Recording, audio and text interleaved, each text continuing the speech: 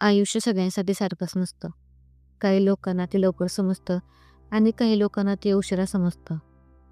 पण एक गोष्ट मात्र सगळ्यांना शिकावी लागते, स्वतःच्या जीवावर जगायला शिकणं. स्वामी म्हणतात, अनेकदा आपण लोकांकडून खूप अपेक्षा ठेवत असतो. ते आपल्याला समजून घेतील, साथ देतील, आपल्यासाठी उभे राहतील. पण बाळा, प्रत्येक वेळी तसं होत नाही. याचा अर्थ असा नाही होत की सगळे लोक वाईट आहेत. पण सगळेजण आपल्यासारखे चांगले नसतात, हे मान्य करणे गरजेचे आहे. आयुष्यात काही लोकांपासून थोडं लांब राहिलेलंच चांगलं.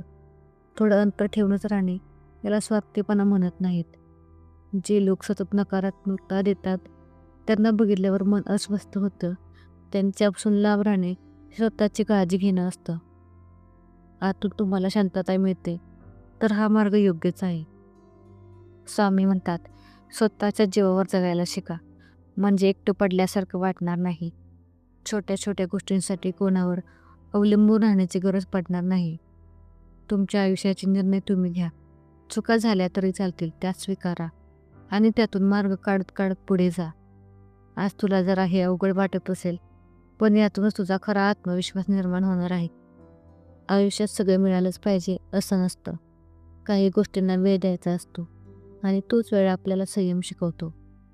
आज तू केलेलं काम कुणाला दिसत नसेल तरी चालेल. तू फक्त प्रामाणिक राहा आणि तुझं काम करत राहा. जे लोक जास्त विचार करतात ते खूप संवेदनशील असतात. पण प्रत्येक गोष्टीवरती विचार करणे, ताण घेणे हे गरजेचं नसतं. जे आपल्या हातात आहे ते काम प्रामाणिकपणे करत राहा. बाकी सगळं सोडून द्या. सगळ्यांना समजून सांगण्याचा प्रयत्न तू बंद कर. ज्यांना समजायचं असेल ते आपोआप समजतील. बाकीच्यांसाठी तू शांत राहूनच उत्तर दे.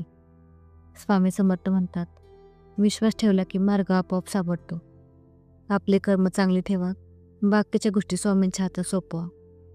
आज सगळं मनासारखं घडत नाही म्हणून घाई करू नका. जे आपल्या नशिबात आहे ते तर तुला भेटणारच आहे.